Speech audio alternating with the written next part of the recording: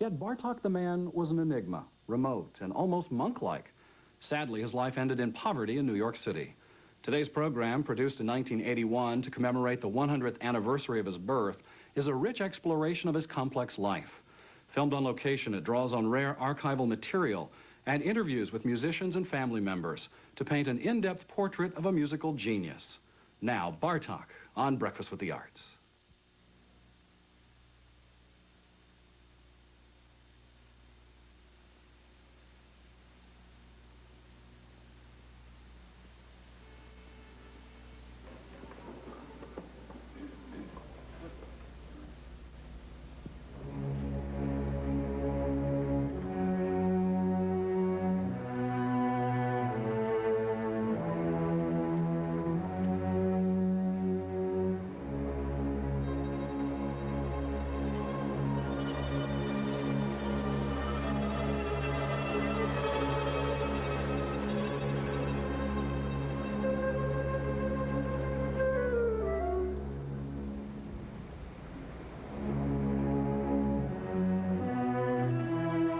All his life, Bela Bartok's heart belonged to the soil and to the people of Greater Hungary, to her plains and rivers and mountains, to the broad and quiet Danube.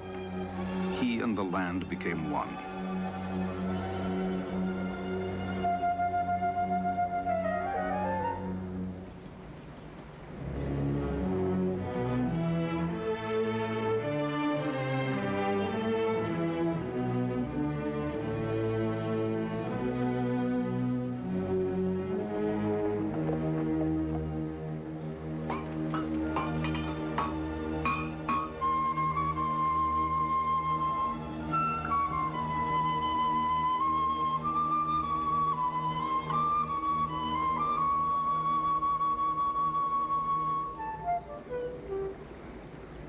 Bela Bartok was perhaps the last European composer bred out of the earth, rather than out of glass, brick, and steel.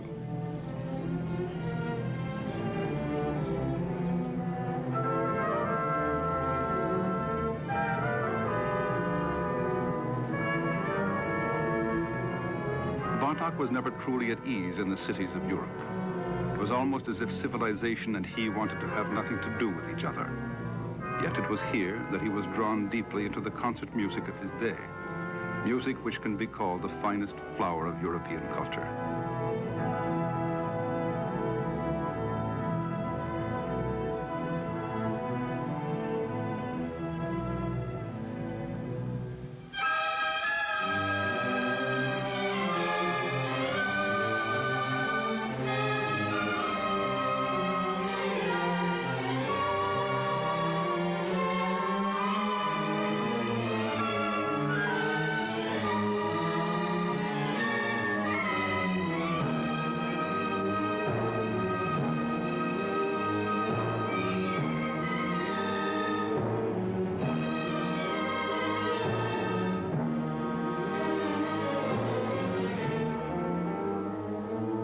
Bartók absorbed this music, but fled again and again away from the cities.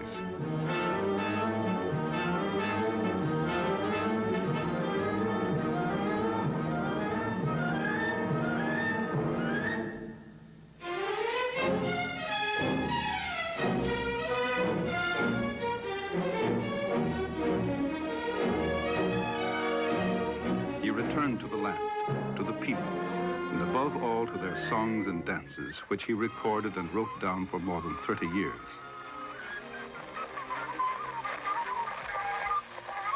It was through the music played and sung for him by peasants, farmers, and shepherds that Bartók finally found his own unique voice as a composer. He brought new life to the sound of Hungary in countless works, such as Evening in Transylvania.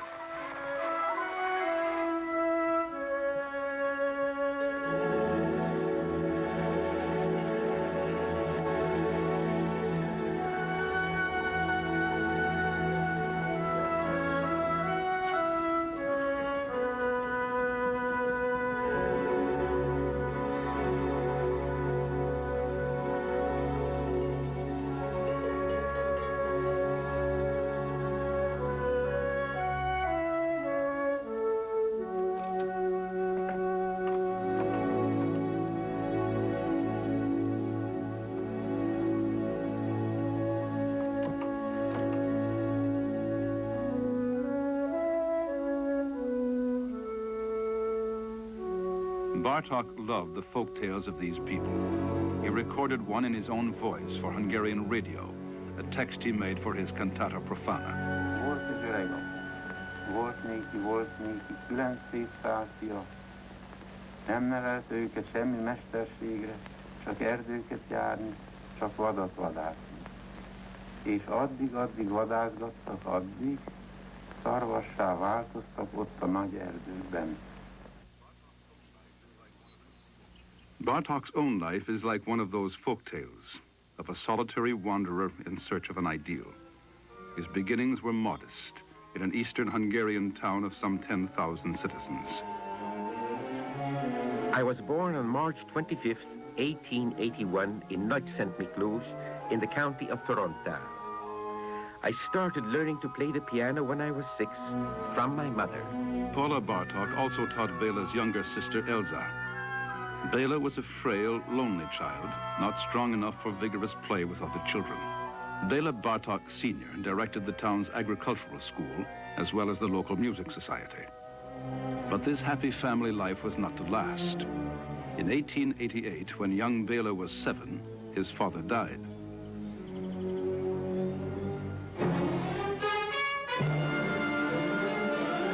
Bela Bartok moved her family westward, back to her native city of Pozsony, where she resumed work as a schoolteacher. Pozsony, the capital of Slovakia, is known today as Bratislava. Here, just 30 miles from Vienna, Bela Bartok came of age. I could study piano and harmony with László Erkel until I was 15. I could attend many orchestral and opera performances. There were plenty of opportunities to play chamber music.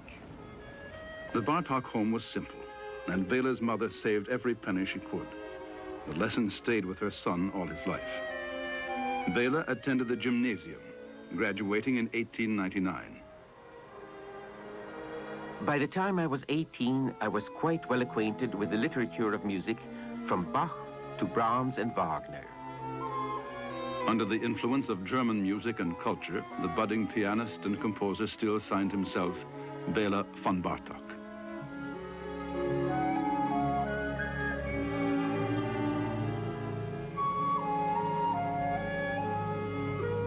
To finish his musical studies, Bartók was sent from the Baroque streets of Pozsony to discover the even greater cultural life awaiting him in one of the queen cities of the Danube, Budapest, the capital of Hungary. He enrolled at the Academy of Music. Bartók did not get on well with his composition teacher, János Kessler. When he graduated in 1903, the Academy gave him outstanding marks in every subject except composition. There, the grade was simply good.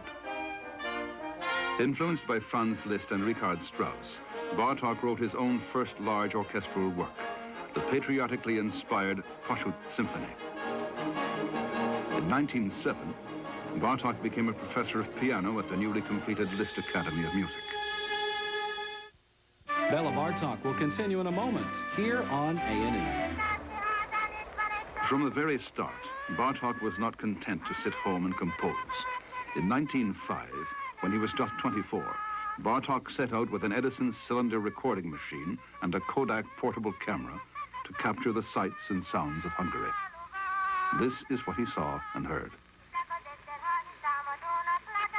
If we compare the folk music of Hungary with that which I know of other peoples, it far surpasses it in expressiveness and variety.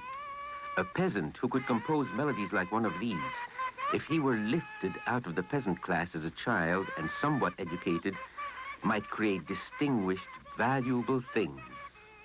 Bartók was scarcely aware that he was, in fact, describing himself.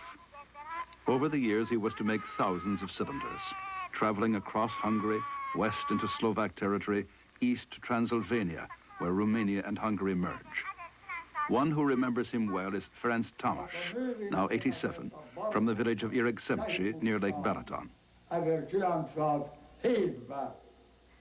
Bartók came to our house in 1907 when I saw and heard my grandfather sing this song for him.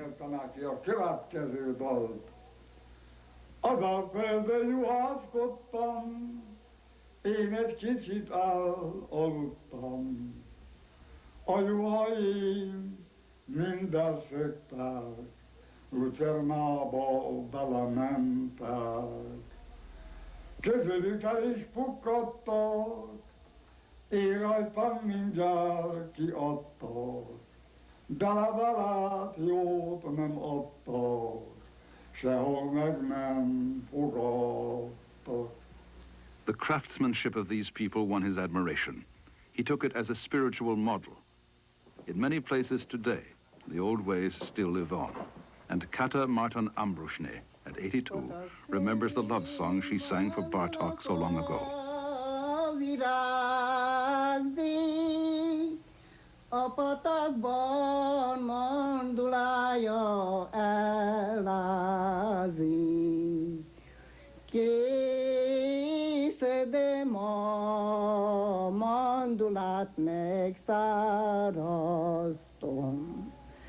Köszönöm, kedves babám, a jóságot.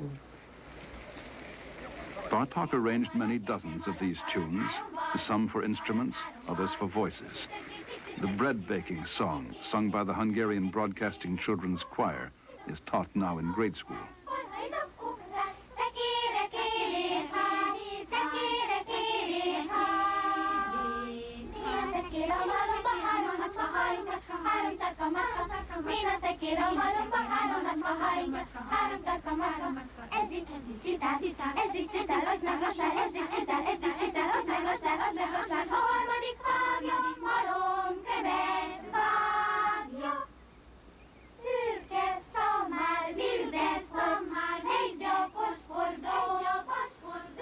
Bartók wanted to call attention to this music, as the village church bell ringer in Transylvania calls the faithful to Sunday services.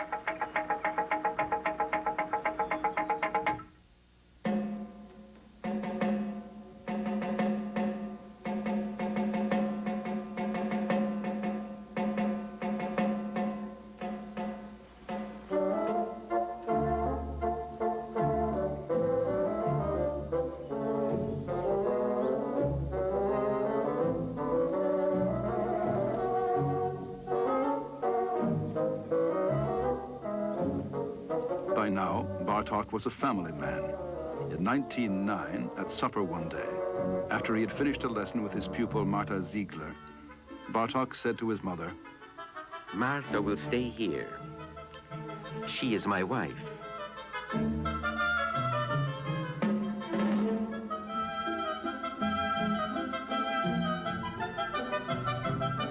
The next year, their son, Bela, was born. In 1912, the family moved to the outskirts of Budapest. Devoted to his wife and son, and to his mother, Bartók now broke away from all public musical activity for a time. Always reserved and solitary, Bartók did not care for society. He had no gift for publicity or self-promotion.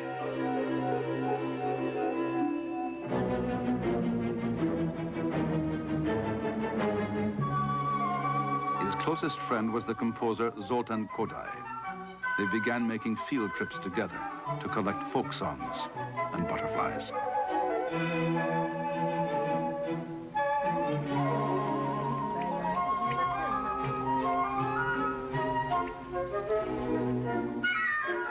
The farmhouses and the daily life in Transylvania drew them again and again.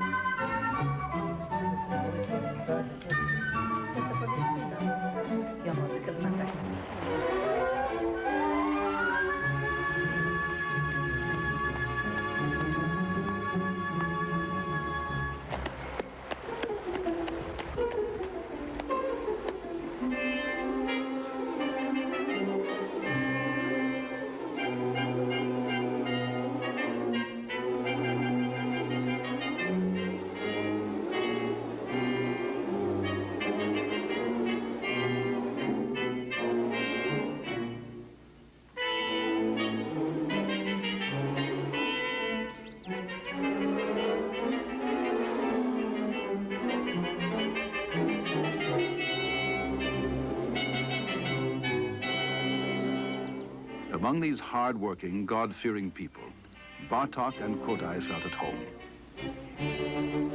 This was not the gypsy cafe music of the cities, so long taken as the true Hungarian folk music, but something much older and deeper.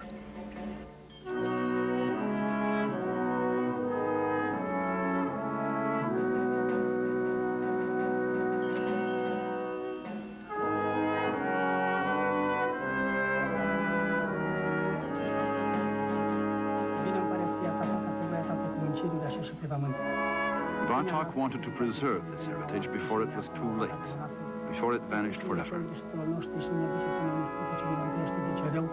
Ca ta este împărăția și puterea și mărirea a Tatălui și al Fiului și al Sfântului Duh și acum și pururea și în vecii vecilor.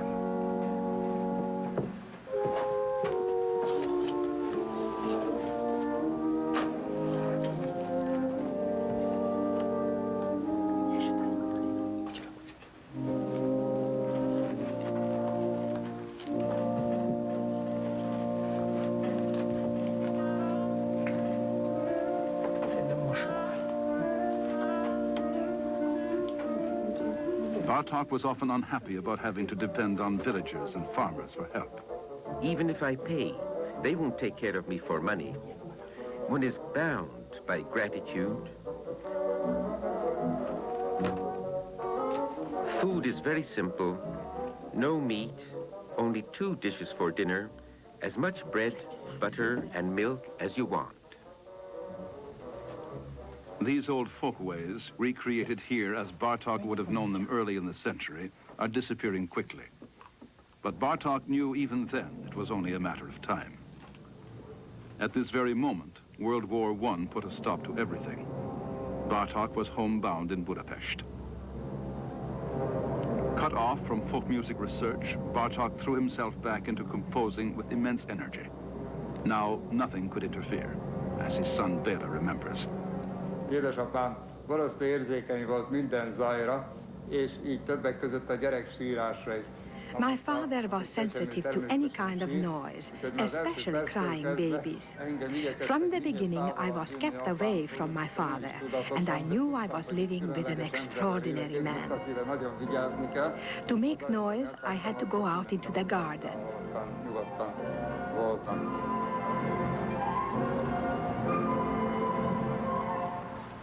Bartók had already composed an opera, Bluebeard's Castle. For his second stage work, Bartók chose the folk legend, The Wooden Prince. It was accepted for production as a ballet pantomime by the Budapest Opera. Bartók's music was saturated with the spirit of Hungarian and Romanian folk song.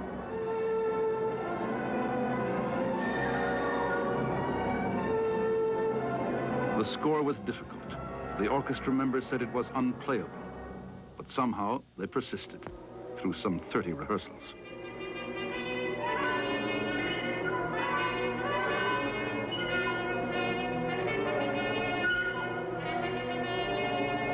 With The Wooden Prince, Bartók achieved his first great success with the Hungarian public. Paul Henry Lang remembers it well. Most people of my age still cannot get over the tremendous surprise, shock, and wonderment when we first encountered that new musical dialect of his, you know, based on genuine Hungarian folk music. That was something totally new. The story of this pantomime tells of a prince who must fight the spirits of wood and water to reach the side of the princess he has loved from afar.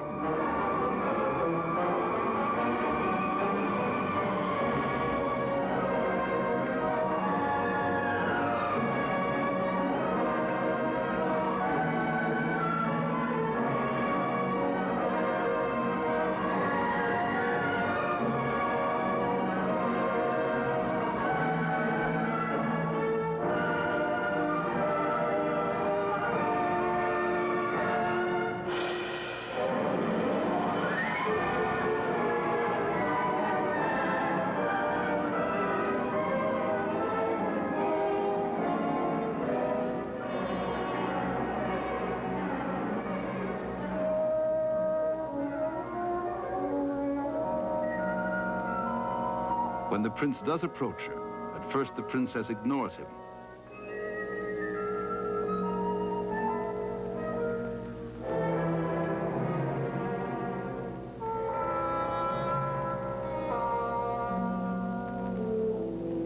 There were some in the audience who didn't like this new music and walked out. You know, in those days, we're speaking of 1916, people would walk out on Strauss, and that's certainly mild. I remember very well people walking out on Zarathustra. Yeah. So it was the modern language. Bartók was undeterred and set about immediately writing another ballet score. This time the story was as startling as the music, telling of a young prostitute, 3 thugs, and the client they could not kill, the Miraculous Mandarin. The opera house closed its doors to this new work, calling it depraved and decadent.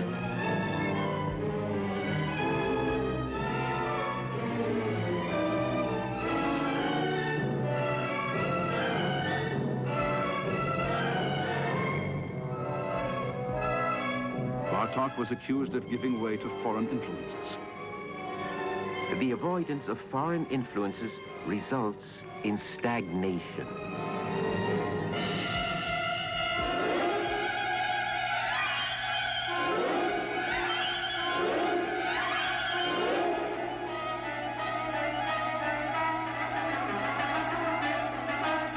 He really did what the literary contemporaries did.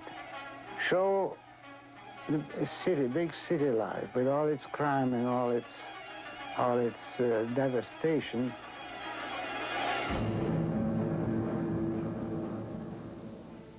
And yet there is a core of real sentiment in it, and that climactic moment when the girl and the dying Mandarin embrace, it's an overwhelming moment.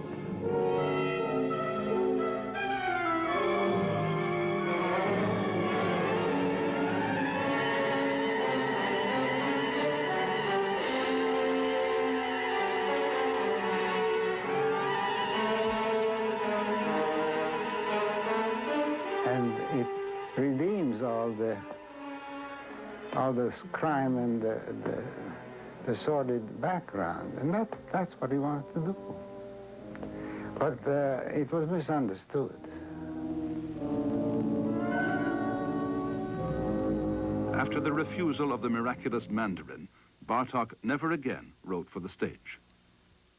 Bela Bartok will continue in a moment here on...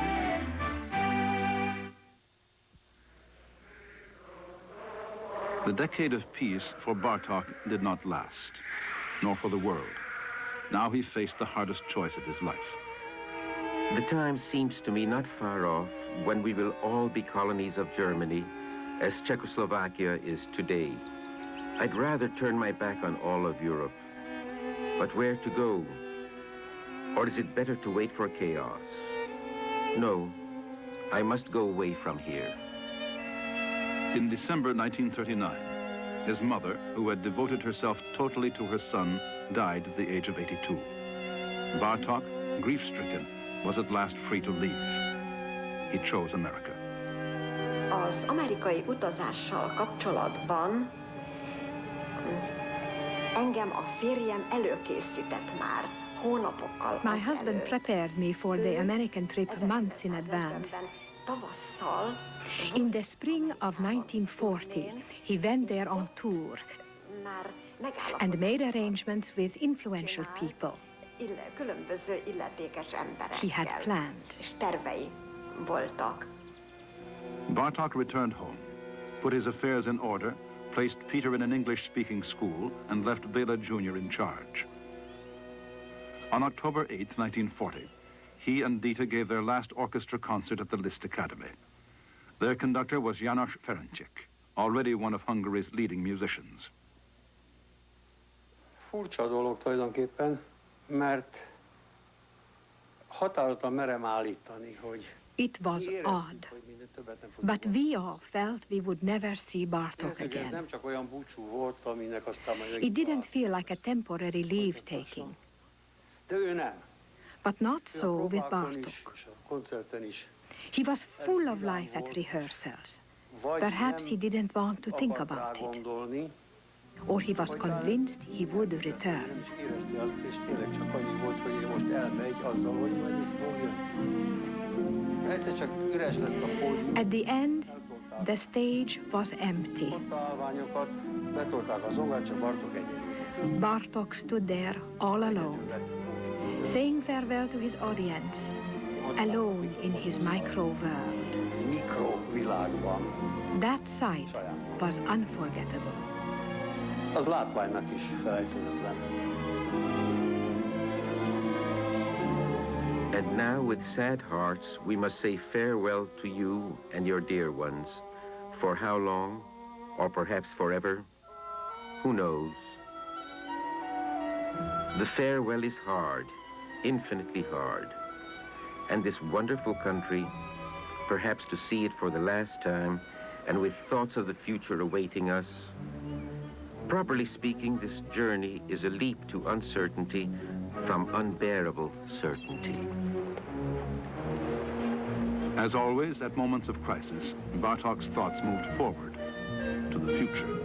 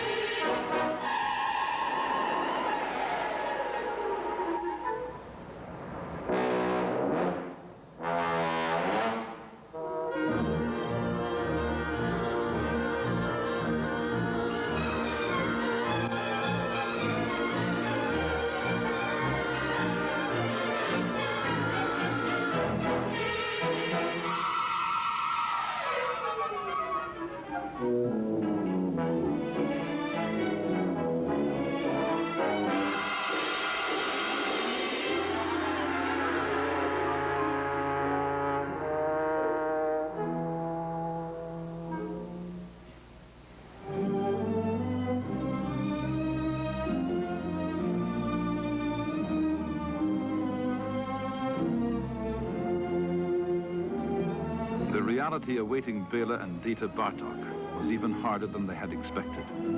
In America, they were virtually unknown, except to a few. Concert engagements were sparse. To make matters worse, their luggage was lost for 3 months. Disillusioned, unapproachable, Bartók lived in spiritual exile.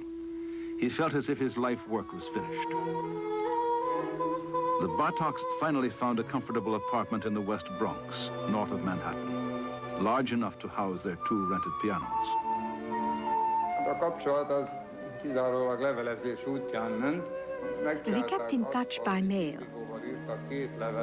They would send letters in duplicate, one for my brother, who was still at the English school, and the other for me. Gimnáziumban volt bennlakó.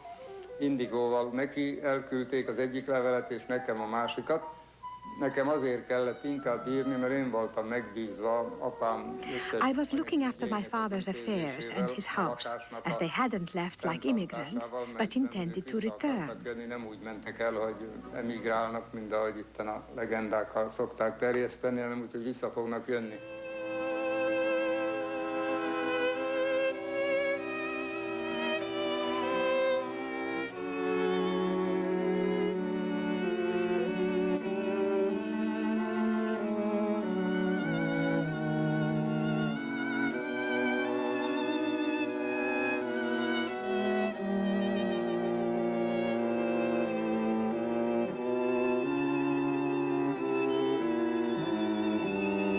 Through the help of Paul Henry Lang and others at Columbia University, Bartók received a position as a research fellow, not to teach, but to transcribe a huge recorded collection of Yugoslav folk songs, given to Columbia by Milman Parry.